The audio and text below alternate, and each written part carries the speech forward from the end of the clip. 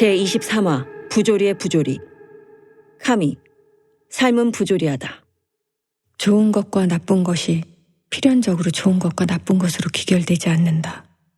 그녀가 프랑스에 머물던 2년이라는 시간 동안 그녀는 자신이 신봉하고 있는 과학이라는 것에 대해 생각해 보았다. 과학은 그 자체로 무심하다. 그녀가 느끼는 과학의 매력은 바로 그것이었다. 그러나 과학을 계속할수록 과학이라는 것은 그 자체로는 무심하지만 그것이 인간과 사회를 만나게 되면 그 순수성을 잃어버리고 그 힘을 장악한 소수에게 절대적으로 굴복하는 존재가 돼버리고 만다는 것을 알게 됐다.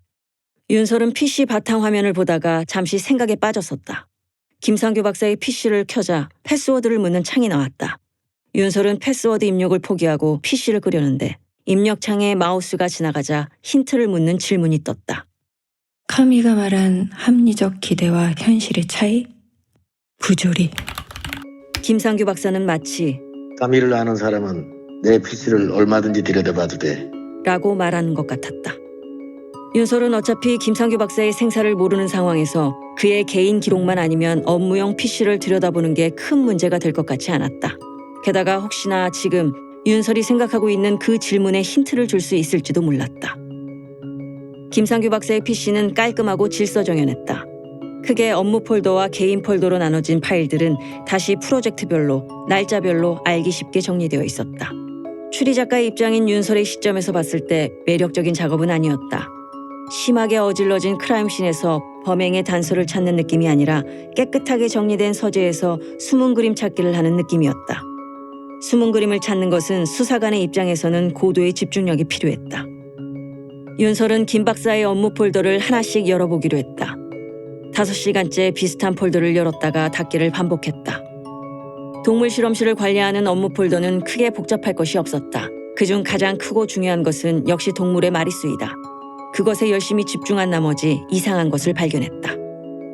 100마리의 실험용 쥐들이 서류에서 갑자기 사라졌다. 몇 번씩 직전 동물 숫자와 비교해 보았는데도 100마리가 부족했다. 그리고 그때 갑자기 컴퓨터가 자기 멋대로 움직이기 시작했다. 누군가 원격으로 컴퓨터를 제어하고 있다. 종군 리포터 조규원.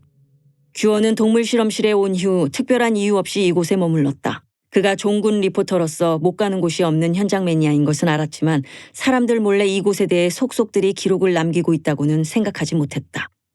무엇보다 그는 틈틈이 촬영한 것을 편집하고 일기처럼 나레이션 대본도 작성했다. 그리고 그것을 일제히 한 번에 풀면서 라이브 방송을 할 계획이었다. 그러기 위해서는 위성 안테나를 어떻게든 고쳐야 했다. 하필을 비롯한 딴 사람들의 경계가 풀릴 때를 기다려 조금씩 손을 보다가 드디어 위성 인터넷을 쓸 수 있게 되었다. 부산. 김상규 박사는 일이 터지고 부산으로 도피한 후 줄곧 무언가가 뒷골을 당기고 있는 느낌이 들었다. 그것은 동물적인 본능이기도 했고 김상규 박사만의 완벽주의에서 오는 찜찜함이었다. 그는 사무실에 두고 온 업무용 PC를 떠올렸다. 게다가 누군가 마음만 먹는다면 PC의 비밀번호를 아는 건 어려운 일이 아니었다. 만약 필요하면 언제 어디서건 자신의 PC에 접속할 수 있었기 때문에 경계를 소홀히 한 면도 있었다. 그리고 그곳에는 아무도 알아차리기 힘든 자신만의 기록이 있었다. 분명 김상규 박사는 연구소 청소 완료라는 메시지를 받았다. 그 메시지가 의미하는 것은 화성생물연구소에 남긴 자신의 정상적이지 않은 행적을 나중에라도 알만한 모든 이가 죽었음을 의미했다. 김상규 박사는 바이러스가 유출되자마자 미국 CDC와 한국의 질병관리청 그리고 국정원에 이 사실을 알렸다. 제가 아는 한 이 바이러스의 유출은 한반도를 떠나 아시아 권역 전체에 1억 명 이상의 사망을 야기할 것입니다. 김상규 박사의 메시지 하나로 모든 시스템은 과부하가 걸려버렸다. 자신을 연행해간 경찰들은 처음에는 김상규 박사를 거칠게 밀어붙이며 선동하지 말라고 했다. 하지만 미국 CDC와 국방성 관계자들이 연락을 해오면서 전세는 빠르게 역전됐다. 김상규 박사는 화성생물연구소의 통으로 분류돼 초기 방역 작전에 군대를 동원하고 생존자들을 사살하는 모든 의사결정 과정에 관여했다. 그는 서울이 위험하다는 시그널이 공식적으로 나왔을 때 질병관리청장과 함께 방역 태스크포스 팀의 일원으로 부산에 오게 되었다. 뒷거래. 김상규 박사가 부산으로 오고 나서 며칠 후 다국적 제약회사의 특사들이 김상규를 찾아왔다. 그들은 장윤설이 테스트만 하면 됐을 것을 공익을 위한답시고 새롭게 만든 변종 백신에 대해 깊은 우려를 표했다. 그리고 그 우려는 평소 김상규 박사가 주장하던 바와 전혀 다를 게 없었다. 자신의 신념과 나쁜 행동이 지배적인 이익 집단의 지지를 받으면서 최고의 정당성을 획득하게 된 것이다. 그렇게 김상규 박사는 변종 에볼라 팬데믹 상황에서 스포트라이트를 받게 됐다. 그런데 난데없이 서울로 입성하기 직전 죽었어야 할 장윤설 박사의 전화를 받은 것이다. 토마토.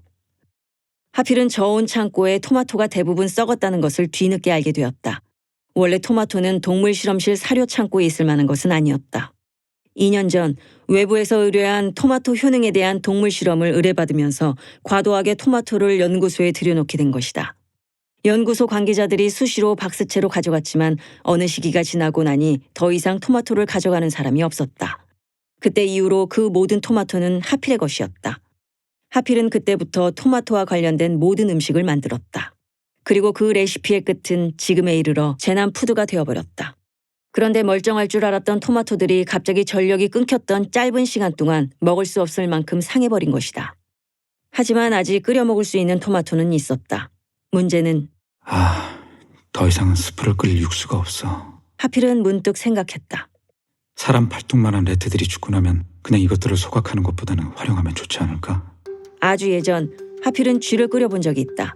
좀 엉뚱한 대학원생들의 논문 때문에 벌어진 일이었다.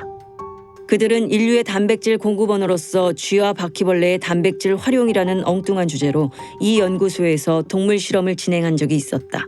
그리고 그때 처음으로 음식으로서 쥐의 육수 냄새를 맡게 되었다. 하필은 생각했다. 인간의 재난 상황에서 항상 등장했던 단골 손님은 인육, 즉 카니발리즘이었다. 인간은 육식에 환장한 동물이다. 사자나 표범보다 인간이 훨씬 단백질의 결핍을 못 견디는 동물이다. 하필은 본능적으로 이 작은 공동체도 결국 탄수화물과 단백질의 결핍으로 무너질 것이다. 라고 생각했다. 하필은 그래서 동물실에 수명이 다한 실험용 쥐들을 식용으로 쓰는 것에 대해 진지하게 고민했다. 실험용 쥐들은 멸균 처리된 깨끗한 곳에서 생장했으며 도축 과정 역시 멸균, 소위 해썹 인증보다 깨끗한 곳에서 도축될 수 있고 고기가 아닌 육수로만 쓰이기 때문에 먹는 이들이 거부감을 느끼기 힘들다. 그 모든 걸 떠나서 맛있으면 그만이지. 그리고 더 중요한 것은 레트의 껍질을 벗겨 내장을 제거하고 끓이면 삶은 레트의 육질은 닭과 거의 유사했다. 핀셋으로 삶은 레트의 살을 발라보면 마치 닭다리와 상당히 유사함을 알 수 있다. 하필은 자신의 소신대로 지금의 상황을 헤쳐나가기로 했다. 그리고 첫 번째 먹잇감이 되는 레트의 임종을 지키고 있는 하필에게 윤설이 찾아왔다. 김 선생님, 당신이 모르는 곳에 100마리의 실험용 쥐들이 크고 있어요. 하필은 설마라는 표정으로 윤설을 바라봤다. 거기에 윤설은 한마디를 덧붙였다. 김상규 박사가 살아있어요. 하필은 순간 와, 잘 됐네요. 다행이에요. 라는 말을 하려다가 윤설의 심각한 표정을 보면서 윤설의 다음 말을 더 듣기로 했다. 어쩌면 윤설은 하필과 김상규 박사의 관계를 짐작하고 있었기 때문에 잠시 머뭇거렸다. 말씀하세요. 저는 지금 장 박사님 말을 더 믿습니다. 100%요. 김 박사가 우릴... 아니에요. 그냥 김상규 박사는 우리에게 위험한 인물이에요. 앞으로 계속. 윤설은 더 이상 말을 이어가지 못하고 자리를 떴다. 통화. 여보세요? 김상규 박사님, 예, 제가 저 장 박사입니다. 장윤설. 장 박사가 여기를 어떻게... 원격으로 주고받은 메일을 제가 봤습니다. 저를 죽이라고 지시하신 분, 뿐만 아니라 지금 이 바이러스의 재난에 가장 큰 사고를 치신 장본인이 김상규 박사, 당신 맞죠? 윤설은 이 전화가 유선전화임을 알고 더 강하게 나갔다. 장 박사, 그게 무슨 소리입니까? 대체 어디서 전화를 거는 거요? 잘 살아 계신 겁니까? 이게 녹음이 아니라면 당연히 살아있겠죠. 이 통화 내용을 들을 또 다른 사람들을 위해 한마디 더 할게요. 안 하는 게 당신 신상에 좋을 겁니다. 아니요. 제 신상은 나빠질 만큼 나빠졌습니다. 당신 덕에. 이제 당신이 나빠질 차례예요. 김하필과 같이 있습니까? 그때 김하필의 음성이 들렸다. 김 박사님, 박사님의 비밀의 쥐들이 잘 크고 있습니다. 실험 결과가 궁금하시죠? 그리고 전화는 끊겼다.